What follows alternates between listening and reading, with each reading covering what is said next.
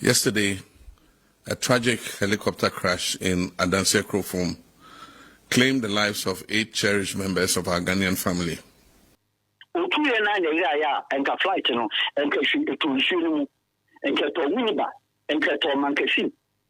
flight are all called Wasi. Not the best 35 minutes. Because you should be, I know what to. Meaning said, no one is destination enclave. And to all kinds of flight now you run a usual flight, and that time day. MPP from Kwa MPs in Ewu. So what shall me and Sans and 9? Yes. And the Ewu, not NDC MPs no more to a day. Ah, Paul, no. Yes, a BBC that. I quite take a cry. I want to go. Now, more for a national Mokwa. What is the big deal about it? Yesterday, a tragic helicopter crash in Adanse Krofom claimed the lives of 8 cherished members of our Ghanaian family. The victims of this accident include 5 passengers and 3 dedicated members of the Ghana Armed Forces. Among them were Dr. Edward Kofi Omanibuama, Minister for Defense; Alhaji Dr. Murtala Muhammad, Member of Parliament for Tamale Central and Minister for Environment, Science and Technology; Alhaji Muniru Mohammed Limuna, Acting Deputy National Security Coordinator; Samuel Sapo, Vice Chairman of the National Democratic Congress; Samuel Abuaje, Deputy Director General of NADMO; and Squadron Leader Peter Anala of the Ghana Air Force, Flying Officer Chum Ampedu of the Ghana Air Force, and Sergeant Ernest Ado, also of the Ghana Air Force. This tragedy represents a deep personal loss for me. I shared a close bond with many of those individuals who died. Our nation is grieving, and on behalf of the government and the people of Ghana, I extend my deepest condolences to their families, friends, and their loved ones. Know that our entire country mourns with you. We share your pain. Your loss is our loss, a loss of dedicated public servants, intellectuals, and individuals who tirelessly worked for a better Ghana. These 8 individuals dedicated their lives to Ghana's progress. That their final moments were spent in service is a testament to their unwavering commitment. We have lost some of our nation's brightest minds, and this is a moment of shared heartbreak, a time to reflect on the preciousness of life, the sacrifices of public service, and our gratitude for those who dedicate themselves to the well-being of our fellow citizens.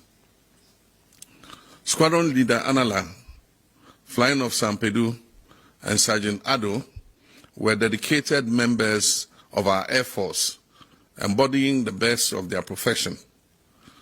Alhaji Muniru Mohammed Limuna was a humble yet effective public servant.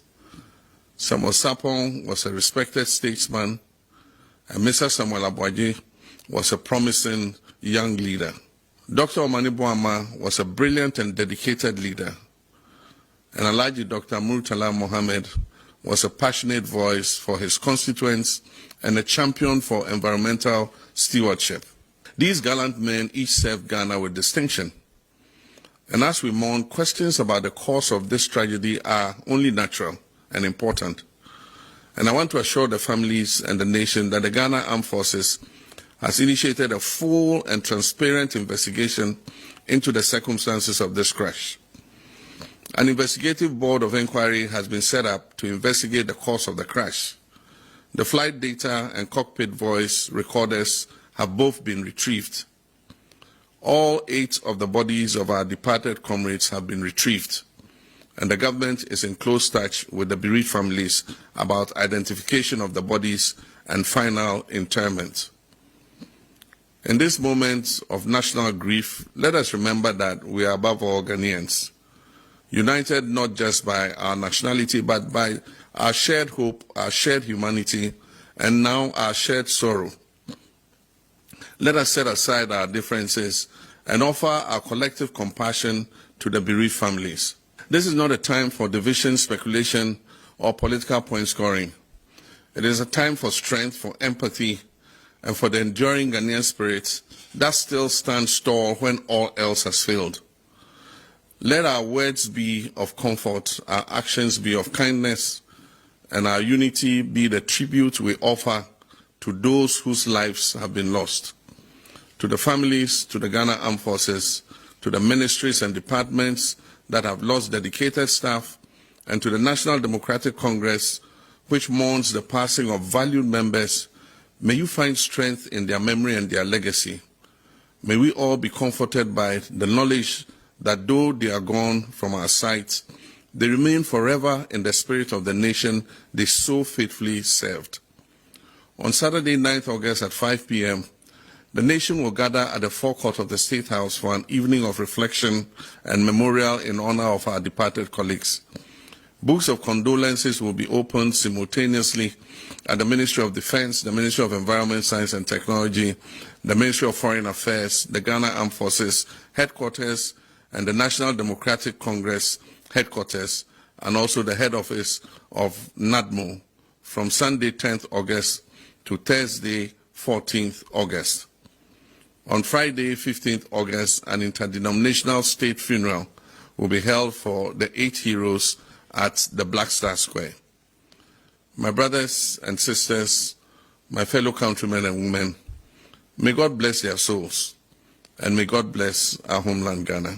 I think, sir, could you allow a host that as a country, the meaning when you say, I did here, Pano, and Yanana, a trip maybe I hear you. Could you only say, sir, your cancer flights are taking off 9:12, 12 minutes after 9. It only means that any time flight, are taking off from the parking space, not all taxi, not all call. So flight in 9 is free time, not pay anymore. That is when I will confirm say flight not take off 9:12.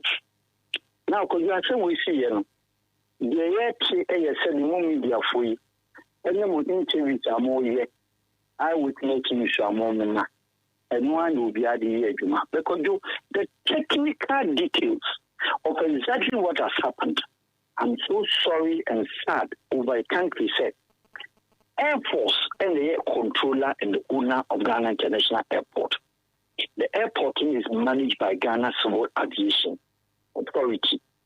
And the flights in the airspace of Ghana is controlled by, of course, the same Air Force and the radar control. And I say, yes, flight. No other flight than a defense flight. Defense flight in the name of a helicopter. And they could do any helicopter that baby. We did any helicopter at any Bajonibia. This helicopter, we know, say, about around the country. Now, we agree, say, military about all maintenance no Myanmar, they do it. Now, could you fight it poor? Could to International Airport Air Force for dear? More and I'm your controller. And I'm playing Yamodia. In this case, a private jet, a helicopter, a defense helicopter. What take you off 9:12.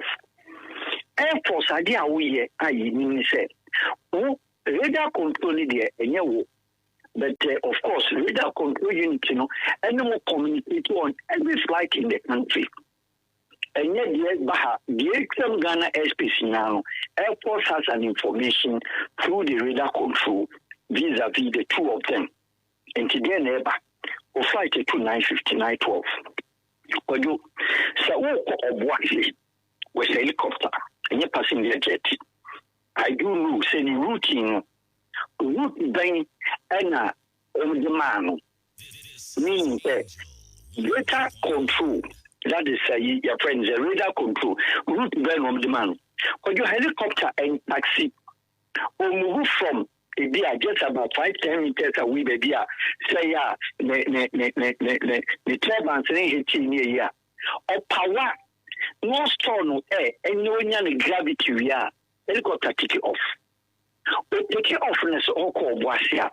Or best fly this straight away. And ya call I could take in the course it will beach. Labadi, one of the Quacofa. Call Boasia. In one conk of fat said the beer. Your friend is a chill leader control for the building. And now what the being Omegasuki and your own conk of fat. Your friend is a sweat group. Of that fire in Suriname. A year Ashahaya when I'm Jamestown with Shaha. No apart of fat down so my Shaha. I could you fly through Winnipeg, there's now. After Tambo, could you overfall at Mankesim, River Belt and so, who are crossing Mankesim. After I think for soup, will do a washi. Now, interestingly, the flight in Free Airport with that helicopter now, with you call absolutely higher, I said, yeah, Passion Mokon. This helicopter capture wind and what gravity of it about 15,000-20,000, what we are told. The technical details of it 20,000. And the bit 20,000 there, when me, there will be any problem or so. Any JDM one in war problem or so. And then the gravity should move into it Mako. And it's too far in soon so. And we're not soon now. And I hear you say, Moment the above to her a year, Ghana Air Force, radar control, the helicopter, no, it's missing. They can't find it on the radar. Because it's a joke. You can't find it on the radar. What does it mean? It means, say, machine in your power. Sir, yeah, we can't find it. That's yeah, to say, you next cry. How many minutes was it allocated for that aircraft to go to Obuasi? No more than 30 to 35 minutes. Because the same flight now, you would go Kumasen 32 minutes, any 28 minutes African world, you would go Kumasen. That helicopter will or Obuasi or the 35 minutes. Into some to 9:12, expected time of arrival here around 9:45. Into a cool year now, much Iran. Somebody should tell me ignorantly. I say, time Ben who said flight, a free leader so. And any flight are all a year military, a year more Air Force. Radar control a room that is aviation for the whole. And our Air Force now to our machine. What coordinate flight, radar control mean maybe a flight in war. That's a Farouk. That is a yet what can I was operative radar control. No, I was so a try 24/7 on. Well, much more 24/7. Now, just not forget that there is a human error. Now, Ghana say a bar. We pay with technical questions to say, one time to do go and keep and not go to win penny. A meaning say, because radar control, time then and not flight in a year. Otu ya na ya and ka flight no and ka to nsuo mu and ka to Winnipeg and ka to Mankesim. Na flight all call Boasia. Not about 35 minutes. Because you should be I know what to. Meaning say no one destination enclave. And to all kinds of flight na Iran you flight no and that time be. And your what flight recorders, which is the black box. Any conversation in the cockpit. Any conversation that goes on by the flying officers, so this situation, or the record, or the casa. At the time now, more radar control catch me. I catch on Mampenia, catch Ghana for. I chief of staff, Mijina Hospital, and it will say, Adiana, Ira, Niatise, Achuho, Umu. That time, when Timan Fan Council said, the flight took off. In Tabrofon Sobesha was say 8 minutes into the flight, Koyota T. 10 minutes into the flight, 20 minutes into the flight, Nayae. If you are 20 minutes into the flight, Air Force, any radar could do, can measure after that and will do Winnipeg. That is a assembly, Cabas 9:32 a.m. baby. Obianti, time Momo catch a radar, Wayano, I will Air Force. One more PR, as a machine, Iran. I'm walking out a bed 11 and more to Ellen. No machine actually penny in every. Hey, wow. On say, A class of one say 10 o'clock.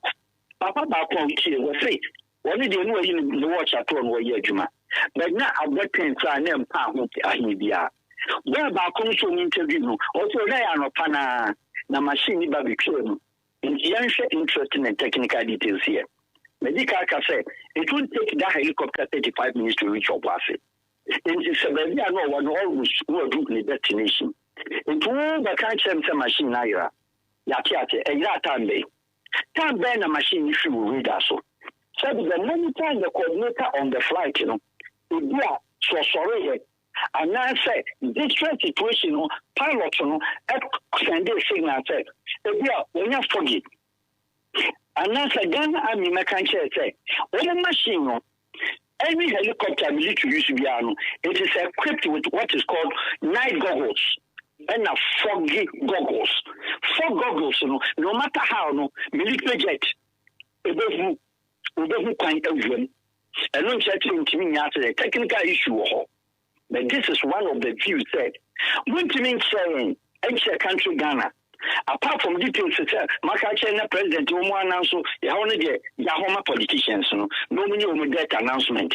But we want technical details said, Otu Yanu Odihi, Tamben Wayaye, all the Iran, and Kassan Rena plane Iran, and Panasino.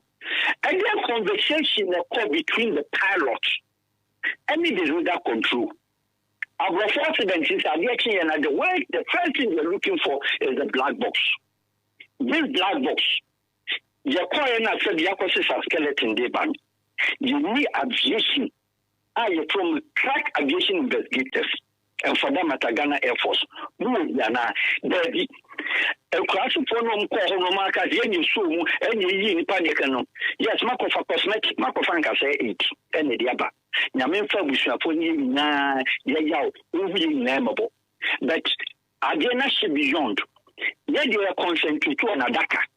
You are concentrated on the Baba. But in any other country, for future sake, we should know by now what was the technical issue. Or prolong our soul. About dream, and he no or divert it, and that's a no getting. Because one, some machine I necessary, necessary one, or no navigation system echo off, if you hear it.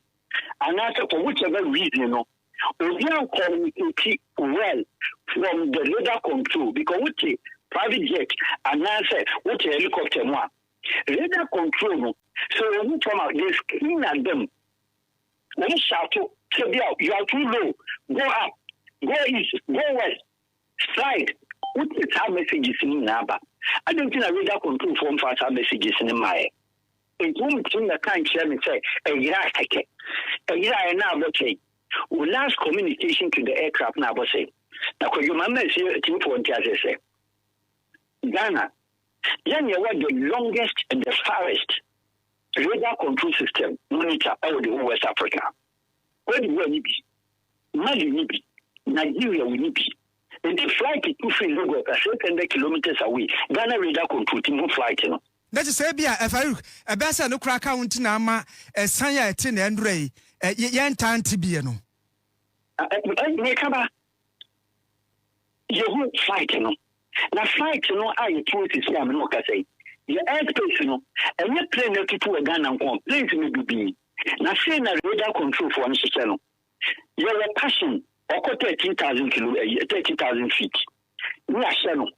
And this a car, and this a car, fine pepper, and a wash. Obia, baby, and I'm gonna radar control for the crown, was she said. Passion air, or 13,000 feet. Now, or top. 6,000 feet above, play big and I will use route to need the chemical action Ghana. With 26,000 feet in your commercial India, a free money about the same. We number one route into emergency. They scream at them that will get closer and that's all call too much of the wind. Free Tita Kensa, the flight monitor and the recorder and the black box. And the piano question and maybe through program no question.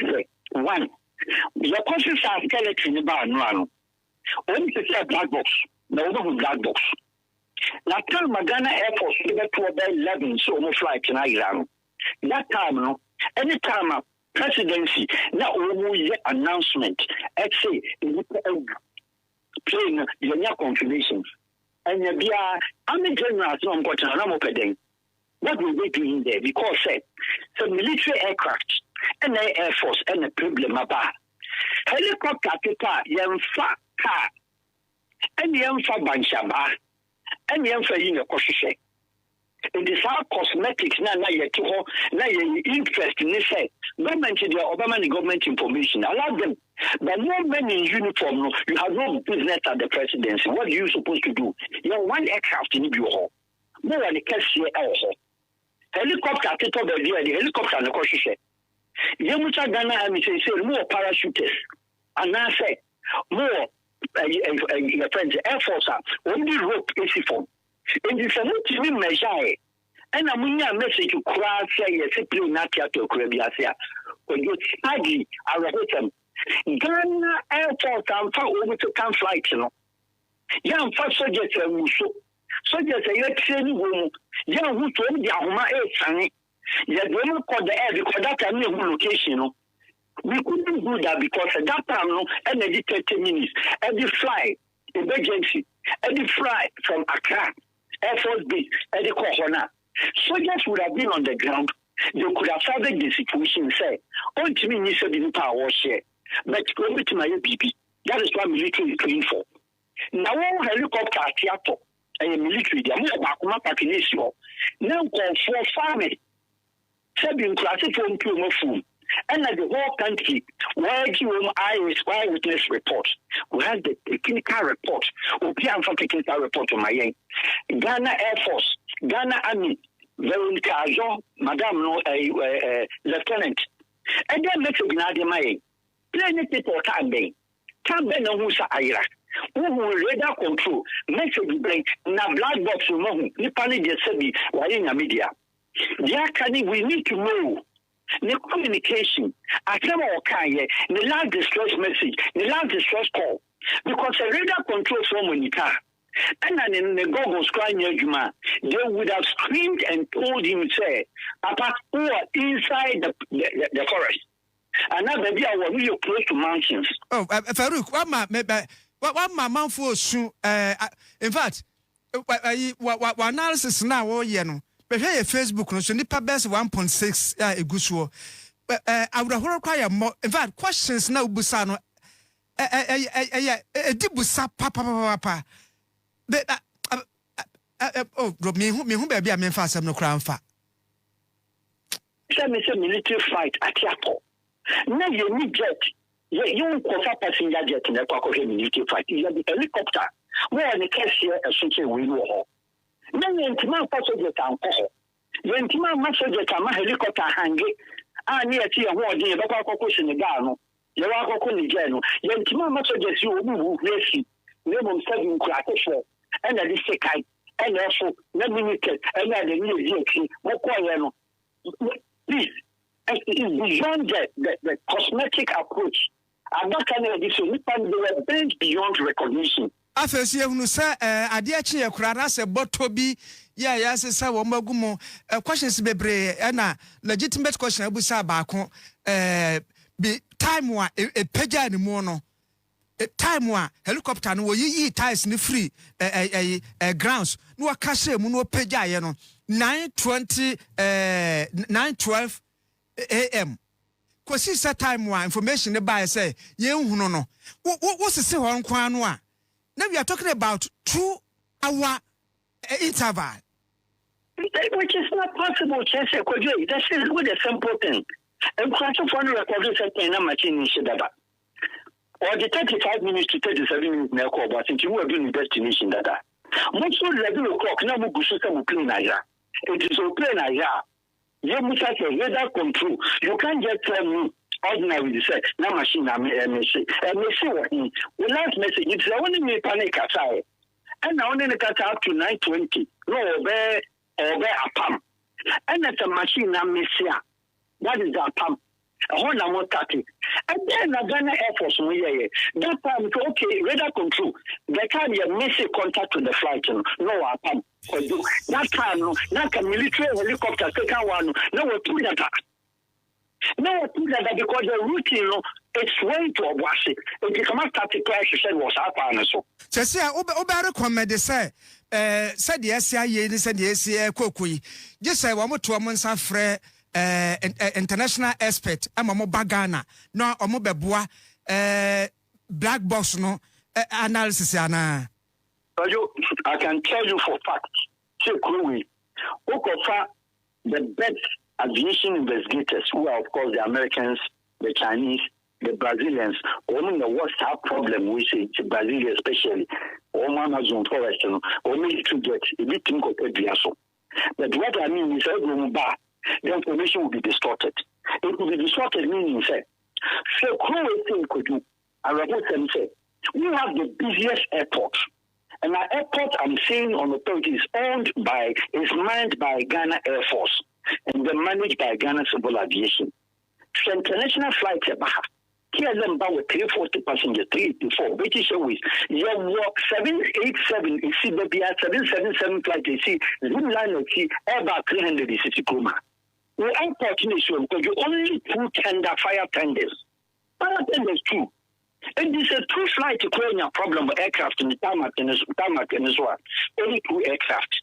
So, I had such a deep concern. Now, once again, our radar control can check your distance. Say, time now, machine here, and I was saying, now how many minutes into the flight? And he said, no, how many minutes into the flight? And the destination. And we then come and in Narakoju, we are from a tour. Airports, those, most speaker, and we are from a tour. Many concentrate much military in Mahama presidency. But now soldier play, the soldier play, and the person say, did you people go there? Have you gone to retrieve the black box? Yes, like black box, no. Because the movie, any condition of aircraft crash, the black box investigator squad, only in Soki, Senator, I don't know who's idea. No guy is in the Tinukusi ho. It's in a Tonawaha. Black box, I will be on the right wing, and that's on the left wing. So no matter how version, you concentrate the area and retrieve the black box.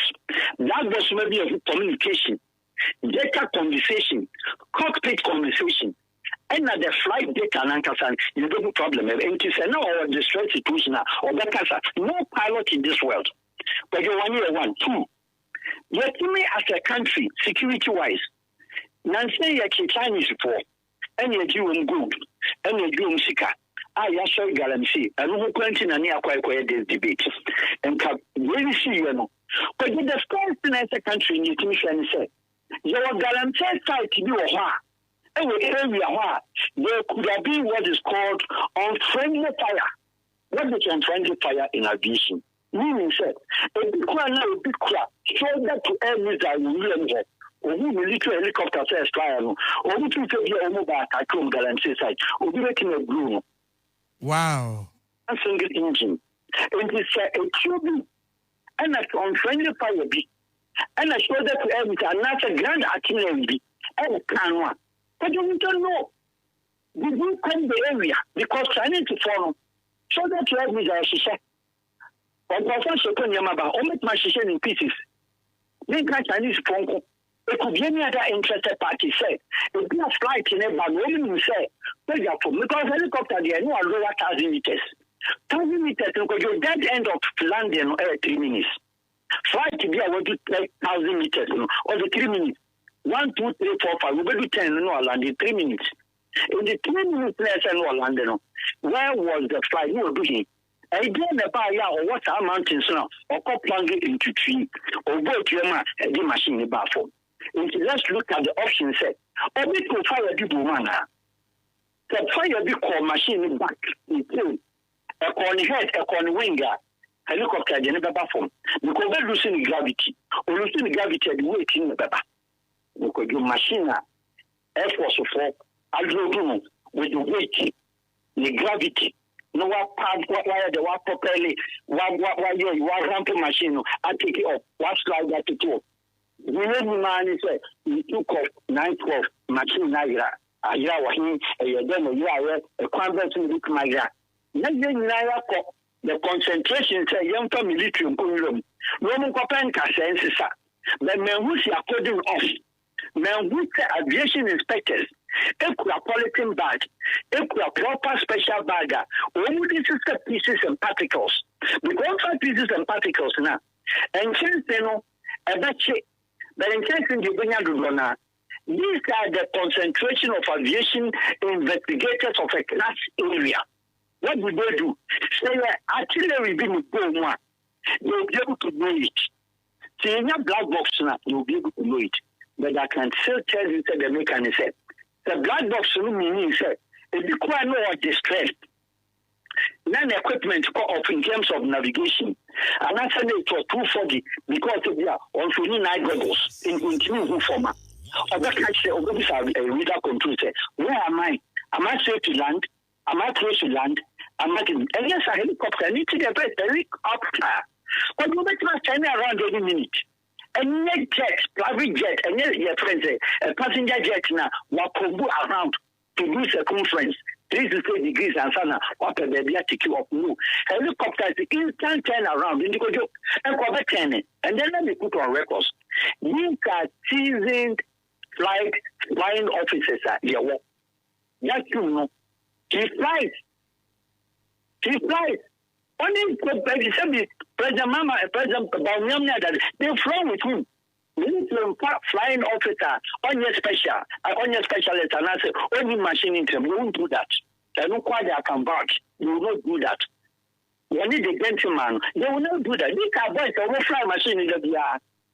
And the machine I know that it is even service. I know it's just accident in your and not just aviation incident in your but the aviation incident coincide we should be able to know sir need them say I radar control name Air Force then Air Force you have something to hide if the Air Force cannot try Ghana say only the radar control communications say another machine you na catch out a machine no I rather than away questions ya busa does yeah expect answers bebre e de from ho na almost say wisdom is talking ye dia chira e osanka ye we nyina nanka stories na kan kwa ye pia ekogu baabie enti Farouk medase papa na ye no nwie of course na ma memu sawe de bia wo nam wiem me de menu sa pa wo nam wiem sa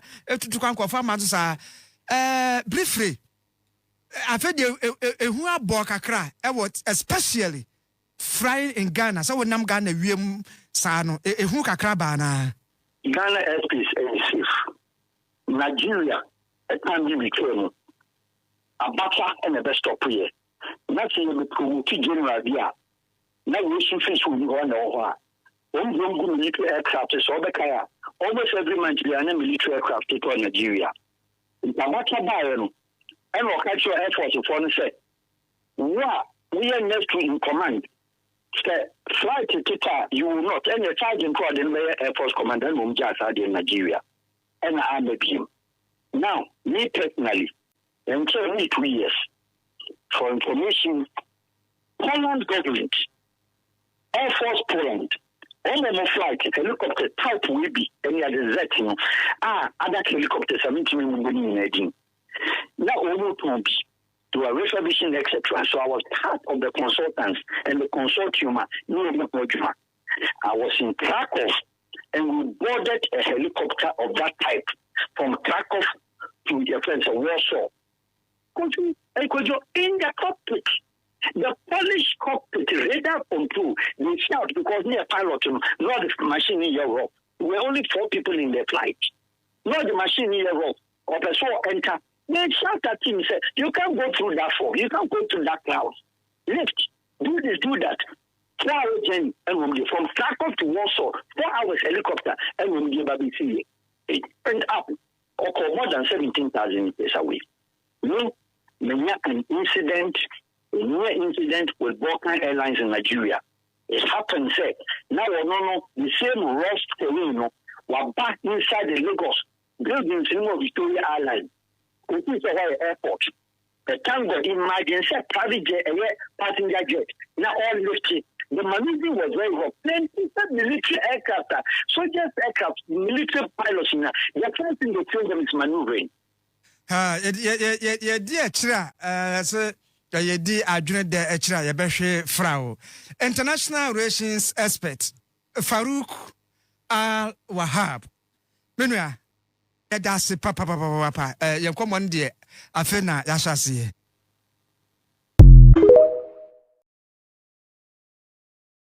Ibia ya wa ban mu nyina e ba besisi e wo position mu nyina no MPP fo nko a MPs na ewu o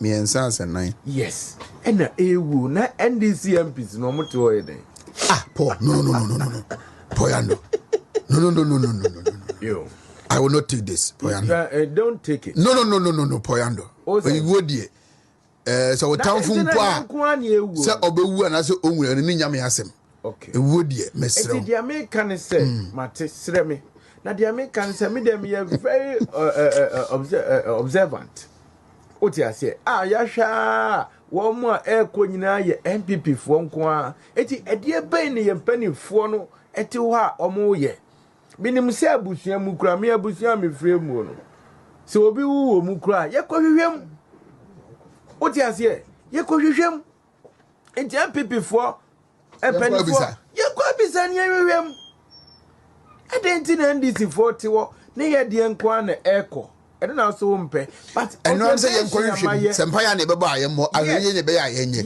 enko kasem ya wuye ewu ntobi so ngubi da bi eno de I disagree with you but eno mte wo men kazo mu so wo but enti no mu de omte wo enti de aye omo bra nso enti no mu nkoye no na ade ne ye de embra so emre no ade ne ye de na aso enti de me onko asori ana ya se bibi nsida akwa keteke kura ya wono kwa wo now olumo afọ na so mokwa what is the big deal about it a word obia on star Kofi me da say na asofo kromu Ernest brebo man also home aso me kana we have to say it na keke yakopon ho wona ayo o me be accident go see o me be go see esi fa esi kokofum kokofum ehoye kofu kokofu wange kokofu mpa kokofu no mo dada wo mo no o be bia adnakosi yo de kaka obe kaka idachi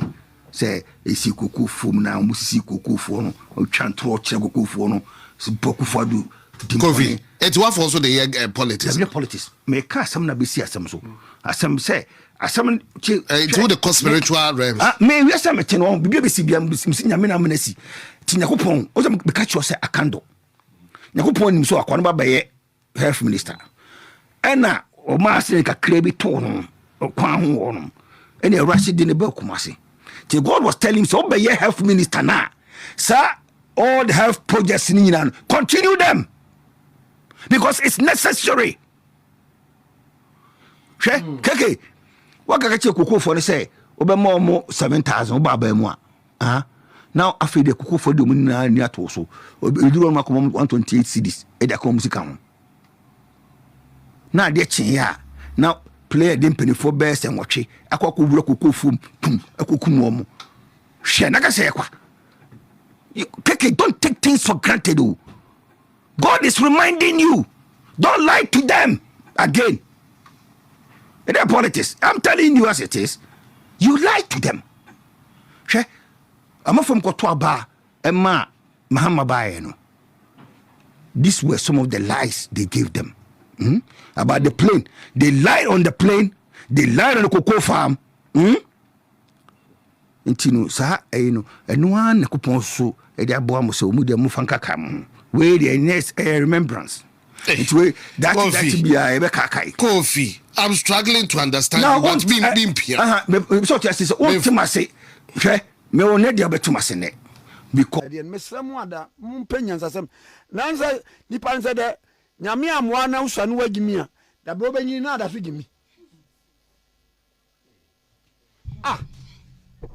nipa wa me Ghana edi awrewo say na wakotena radio station Kofi Akweli say e dey hear politics nonsense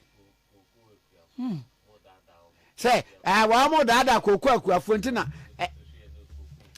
baby akwate wie ni kokom aba jimisem kase aba we na wa ba efran to masa yento abaman